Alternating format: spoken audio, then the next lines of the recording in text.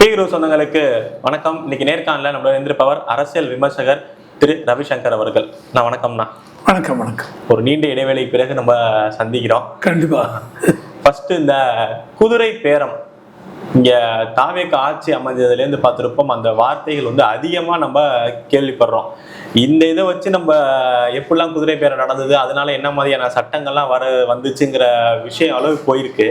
இப்போ அந்த குதிரை பேரம்ல இன்னொரு நியூஸ் நம்ம பார்க்குறோம். ஆப்ரேஷன் எல் அப்படின்னு ஒரு தாவேக்கு ஆரம்பிச்சிருக்காங்களாம். இன்னும் 10 எம்எல்ஏக்கள், அதுவும் அதிமுகலேருந்து எடுத்துட்டு வர்றதுக்கான ஒரு ஆப்ரேஷன் எல் இருக்கு. அதில் இன்னும் ஒரு பெரிய பேர்லாம் வந்து என்ன சொல்றாங்கன்னா, வேலுமணி அவர்கள், அவங்க தங்கமணி, ரொம்ப மூத்த நிர்வாகிகள்லாம் இங்கே வர போறாங்க அப்படிங்கிற செய்திகள் வருது. அது என்ன ஆப்ரேஷன் எல்? ஏன் குறிப்பா அதிமுகல மட்டுமே அதிகமான குதிரை பேரம் நடைபெறுது? ரொம்ப சிம்பிளுங்க. நான் இந்த குதிரை பேரம்னு அந்த வேர்டை நான் ஏற்றுக்க விரும்பவில்லை. ஏன்னா குதிரை பேரம் எப்போ ஆகும் அப்படின்னா, பணம் கொடுத்து ஆர் உங்களுக்கு இந்த பொசிஷன் கொடுக்குறேன், அந்த பொசிஷன் கொடுக்குறேன், இங்கே வந்து ஜாயின் பண்ணுங்க அப்படின்னு சொன்னால் அது குதிரை பேரம். இதை வந்து ப்ரூவ் பண்ண முடியுமா இவங்களால? வெளி பொலிட்டிக்கல் பார்ட்டிஸ், திமுக ஆகட்டும் யாராகட்டும், பண்ண முடியுமா? ப்ரூவ் பண்ணிங்கன்னு வச்சுங்க, எஸ் இதை குதிரை பேரம். இவங்க டிஎம்கே என்ன பண்ணிருக்காங்க, கவர்னருக்கு மனு கொடுத்துருக்காங்க. இந்த மாதிரி குதிரை பேரம் ஆர்ட்ஸ் ட்ரேடிங் நடக்கிறது, அதனால் இதை வந்து சட்டத்துக்கு விரோதமான செயல் அப்படி இப்படின்னு சொல்லியிருக்காங்க. But they've to prove it. அதாவது இவங்க விஜய் அவங்க ஆக்சுவலி பணம் கொடுத்து தான் இவங்களை கூப்பிடுறான், அல்ல பணம் இல்லாட்டாலும் உங்களுக்கு மந்திரி பதவி கொடுக்குறோம் அப்படி இப்படின்னு சொல்லி கூப்பிடுறாங்க அப்படின்னு ப்ரூவ் பண்ணணும். சரி, இதில் ஏன் ஏடிஎம்கே மட்டும் அப்படின்னு பார்த்தீங்க அப்படின்னா, காங்கிரஸ் 5 சீட்டு, உடனே இவங்க விஜய் 108 சீட்டு ஜெயித்த உடனே மே 4ஆம் தேதி ரிசல்ட் அனௌன்ஸ் பண்ணாங்க. மே 5ஆம் தேதி காங்கிரஸ் இங்கே உள்ளே வந்துட்டாங்க. ஸோ பொலிட்டிக்கல் எத்திக்ஸ் அதெல்லாம் பேசுவாங்க. கண்டிப்பாக அங்கே எத்திக்ஸ் இல்லை. நான் எத்திக்ஸ் எங்கே இருக்குன்னு சொல்ல, ஏன் ஒரு கட்சி அங்கே போகக்கூடாதா சார்? நேற்று வரைக்கும் 4ஆம் தேதி வரைக்கும், அதுக்கு முன்னாடி எலெக்ஷனில், அப்பையும் பி சிதம்பரம் காங்கிரஸ்க்கு என்ன பண்ணார், அவர் போய் சோனியா காந்தி கிட்ட பேசி, இல்லை இல்லை டிஎம்கே தான் நமக்கு ரொம்ப நாளாக டிபெண்டபிள், இவங்க அவர் வைத்து தான் 2019 ஆகட்டும் 2024 ஆகட்டும் எம்பி எலெக்ஷன்லாம் ஜெயிச்சிருக்கோம், இவ்வளோ சீட்டு வந்திருக்கு, டிஎம்கே கூட்டணி விட்டு நம்ம வந்துவிடக்கூடாது அப்படின்லாம் அவர் சொல்லி அங்கே 28 சீட் வாங்கிட்டு நின்றாங்க. தென் யாருமே அப்போ எதிர்பார்க்கல விஜய் ஜெயிப்பார்னு. விஜய் பற்றி விசிகே, தொல் திருமாவளவன் ஆகட்டும், இதே வன்னியார் ஆகட்டும், அப்படி ஒரு பேச்சு. அண்டு இப்பொழுதுதான் வைகோக்கு தெரிந்திருக்கிறது, டிஎம்கே எங்களை ரொம்ப இன்சல்ட் பண்ணிட்டாங்க, என் பக்கத்திலே உட்காந்துட்டு சோஃபாவில் என்னை திரும்பி கூட பார்க்கவில்லை, அதெல்லாம் இப்போதான் அவருக்கு தெரியாது. இது எல்லாமே பொலிட்டிக்கல் ஆப்பர்ச்சுனிசம். ஓகே, ஸோ எத்திக்ஸ்ன்னு வரைச்ச காங்கிரஸ் உள்ளே போனீங்க, 2 மந்திரி பதவி வாங்கினீங்க. ஏன் வாங்கினீங்க? விசிகே இல்லை இல்லை பிஜேபி உள்ள வந்தா என்னங்க, பிஜேபி உள்ள வந்தா என்ன உங்களுக்கு? சரி, பிஜேபி உள்ள வரக்கூடாதுன்ட்டு இவரை சப்போர்ட் பண்ணுற டிவிக்கு ஏன் மந்திரி பதவி வாங்கினீங்க? நீங்கள் இருக்கிறத 2 எம்எல்ஏ, அதில் ஒரு மந்திரி பதவி, இன்னொன்று என்ன சொன்னாங்க, தொல் திருமாவளவன் அவர்களுக்கு டெபுட்டி சிஎம் போஸ்ட்டு அப்படின்னு. இது பொலிட்டிக்கல் எத்திக்ஸ் இதில் இருக்கா? வைகோ நேற்று வரைக்கும் அப்படி சொன்னாங்க. 2024 துரை வைகோ எம்பி ஆனதுக்கு அவுட் அண்ட் அவுட் திமுக கூட்டணி தான் காரணம். அது இல்லைன்னு சொல்ல முடியாதா? இவங்க சொல்ல முடியுமா? இவங்களால சொல்ல முடியாது. ஆனால் இப்போ எல்லாருமே டிவி கேட்க வர்றது பொலிட்டிக்கல் ஆப்பர்ச்சுனிசம். சிபிஐ சிபிஎம் அது ஒரு விதத்தில் நான் அப்ரிஷியேட் பண்ணுவேன். அதே சிபிஐ சிபிஎம் வந்து அதில் சிபிஐ வந்து என்ன சொல்லியிருக்காங்க, குதிரை பேரம் நடைபெறுது, எனக்கு வருத்தமாக இருக்குது, அதனால உள்ளாட்சி தேர்தலில் நாங்கள் சோலோவா, அதாவது தனித்து நின்று போட்டியிட போகிறோம்னு கூட்டணி கட்சிகள்லே வந்து அவங்களே உறுதிப்பட சொல்கிறாங்க.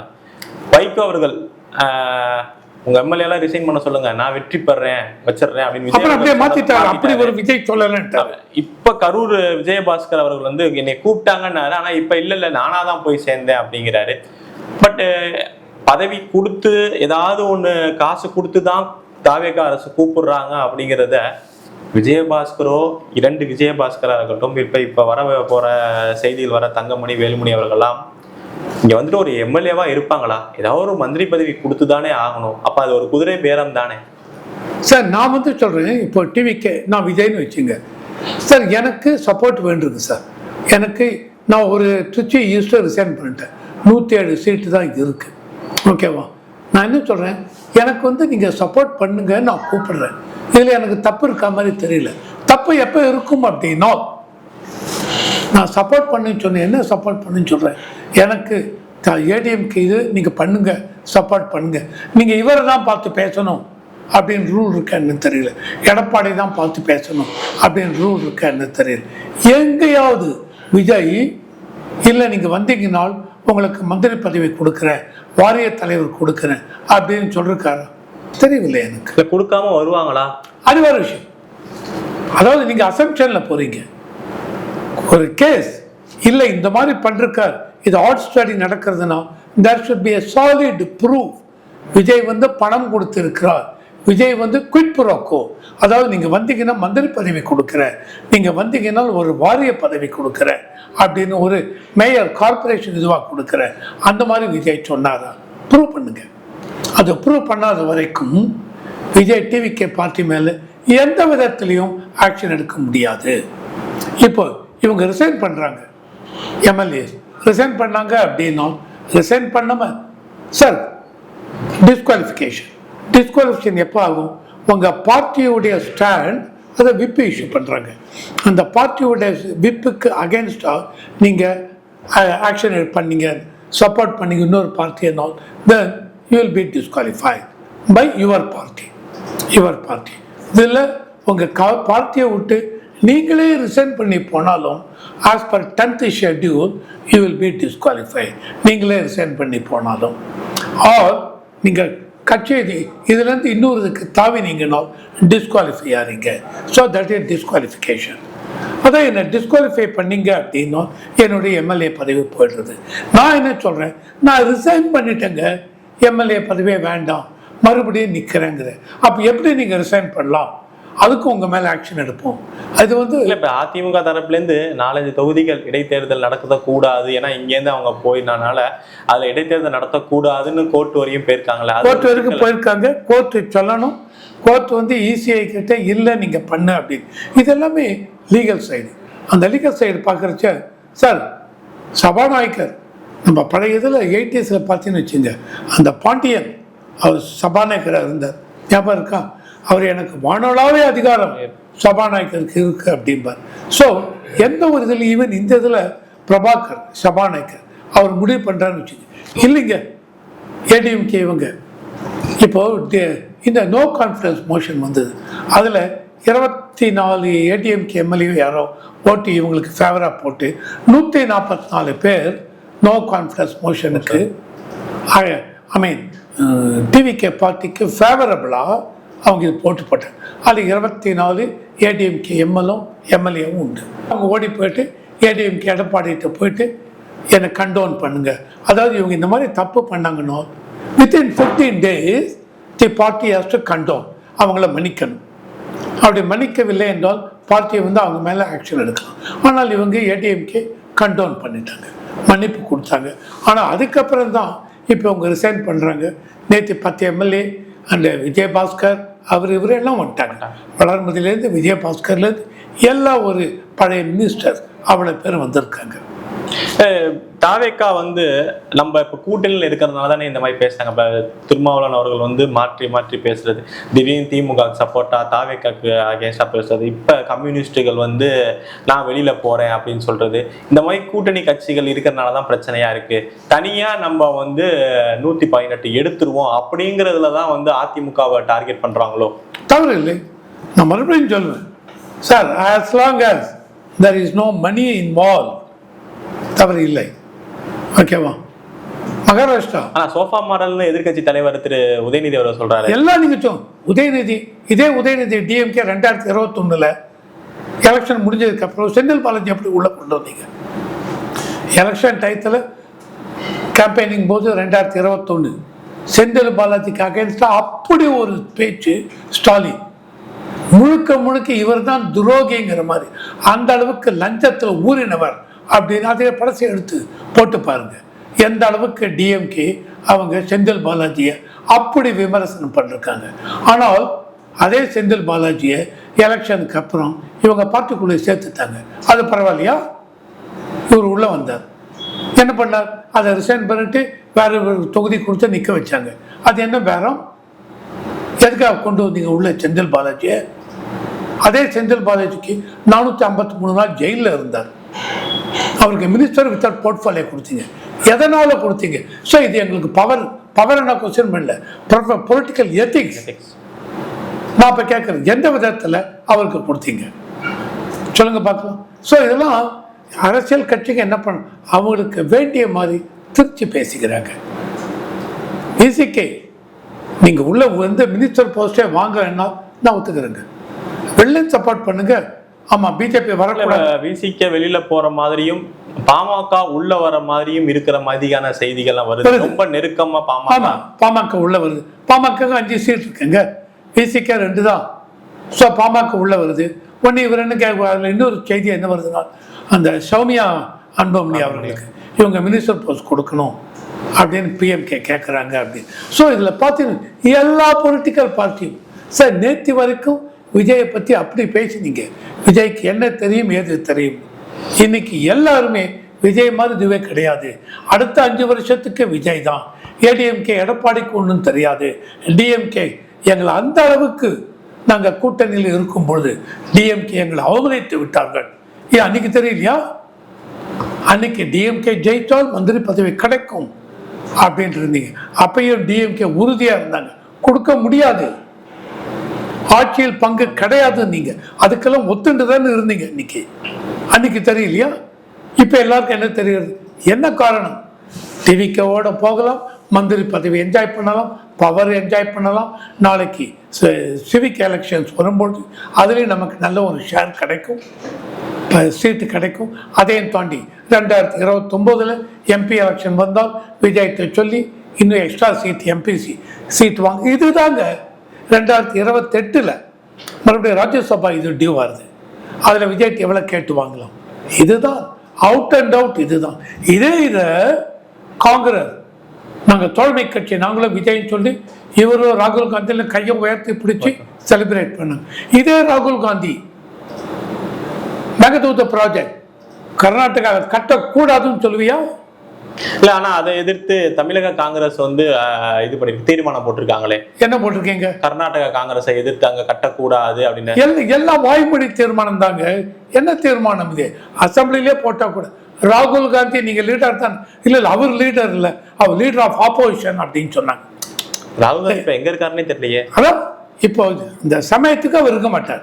ராகுல் காந்தி அவர் தானே சித்தராமையை தூக்கி விட்டு சிவகுமார் கொண்டு வந்ததுக்கு ராகுல் காந்தி பிளேட் மெயின் ரோல். அவர் தான்.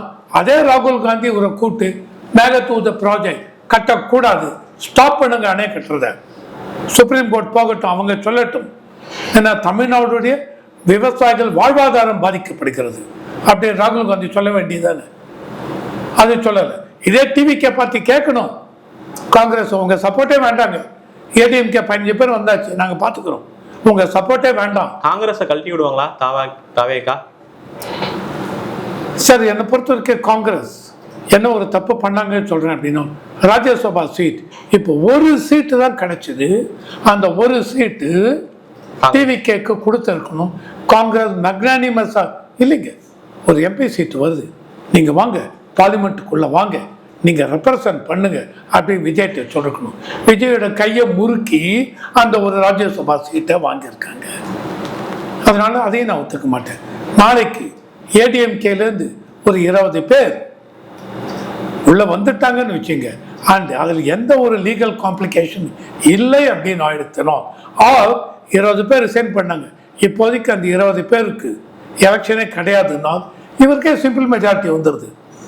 இன்னைக்கு 234 220 போயிட்டுனா 214 தான், 214 அப்படின்னா 107 தான் சிம்பிள் மெஜாரிட்டி. 108 இருந்தால் போதும், விஜய்க்கே வந்துடுது.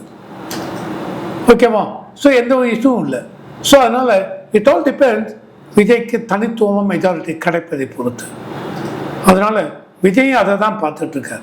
தனித்துவமாக சிம்பிள் மெஜாரிட்டிக்கு விஜய்க்கு கிடைத்திருத்துன்னு வச்சுங்க, கவலையே பட மாட்டாருங்க. விஜய் ரொம்ப பிளண்ட்டாக பேசுவார். விசிகே இது தாங்க டெர்ம்ஸ் அண்ட் கண்டிஷன், இதுக்கு சம்மந்தப்பட்டு இருக்கிறதா இருந்தால் இருங்க, இல்லை கிளம்புங்க. That includes Congress also.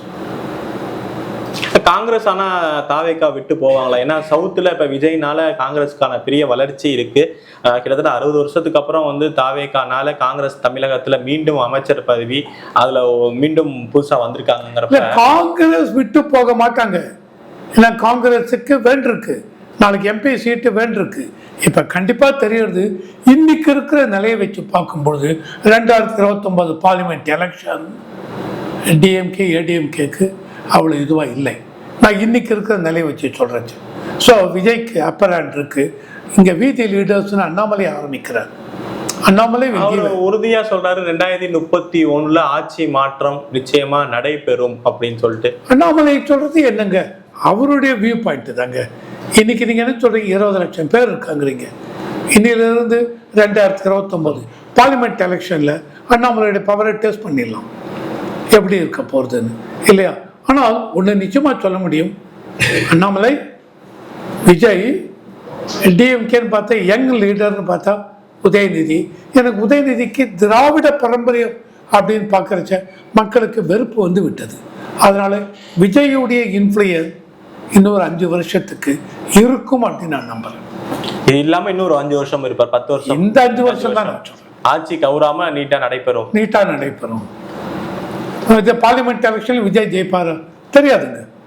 இப்ப 2 மாசம் தாங்க ஆச்சு, பார்க்கலாம் இவர் என்னென்ன. 2 மாசத்துலயே பார்த்துருப்போம், ஊழலை ஒழிச்சிட்டாரு, ரொம்ப ஈஸியா அப்ரோச்சபிளா இருக்காரு அப்படின்னு சொல்லிட்டு ஒரு பக்கம் பெருசா பேசப்பட்டாலும் இன்னொரு பக்கம் எந்த ஒரு ஆக்ஷனுமே இல்லை. எதுவும் ஒரு புதுசா இவர் கொண்டும் வரவே இல்லை. சட்டம் ஒழுங்கு ஓகே, இது 6 மாசம் நம்ம ஹனிமூன் பீரியட் எதுவுமே சொல்லக்கூடாதுன்னா சட்டம் ஒழுங்கு எந்த ஒரு முன்னேற்றமும் இல்லை. போதைப் பொருள் கலாச்சாரம் குறைக்கிறதுக்கு அதுக்கும் எந்த ஒரு முன்னேற்றமும் இல்லை. எது அத்தியாவசியமோ அது எப்படி திமுக ஆட்சியில் இருந்ததோ அதே தான் இங்கே இருக்கு அப்படின்னு சொல்லிட்டு எதிர்கட்சிகள் சொல்றாங்க. இல்லைங்க, இது எப்படி பார்க்கலாம் அப்படின்னா, ஜெனரிக்காக ஒரு ஸ்டேட்மெண்ட் விடக்கூடாது. அதாவது சட்டம் ஒழுங்கு அப்படியே தான் இங்கே இருக்கு அப்படியே டிஎம்கே சொன்னா அப்போ என்ன சொல்கிறீங்க, டிஎம்கே ஒத்துக்கிறீங்களா? உங்கள் பிரிவு சட்டம் ஒழுங்கு சீர்குலைந்து கடந்து ஒத்துக்கிறீங்களா? போதைப் பொருள் கலாச்சாரம் எந்த விதத்திலும் குறையவில்லை, அப்போ உங்கள் பிரிவில் அப்படி தான் இருந்ததா? ஓகேவா? போதைப் பொருள் கலாச்சாரம் அதாவது உங்கள் பிரிவில் தலைவரித்து ஆடியது ஸ்கூலு காலேஜ் யங்ஸ்டர் வெட்டு குத்து எல்லாமே போதைப் பொருள்னால அந்த அளவுக்கு இளைஞர்கள் சீரழிந்து கடந்தார்கள். அப்படின்னா 1 மாதம் 2 மாதத்தில் கொண்டு முடியாது. என்ன ஆக்ஷன் எடுக்கலாங்க? கண்டிப்பாக எல்லா இடத்துலையும் ஆக்ஷன் எடுக்கலாம். போலீஸ் அதை மட்டுமே பார்க்க முடியாது, போலீஸ் மற்ற இதையும் பார்க்கணும். ஸோ 2 மாதம் அந்த 4 மாதம் கொடுங்க. 4 மாதம் கொடுத்து விஜயும் கொண்டு வரணும், சொல்லணும் ஓப்பனா, சார் சட்டம் ஒழுங்குக்காக என்னென்ன பண்ண போறீங்க? பெண்கள் இதுக்கு இந்த சிங்கத்தை தமிழ் அந்த பெண்கள் படையோ இது பண்ணீங்க, வெரி குட்.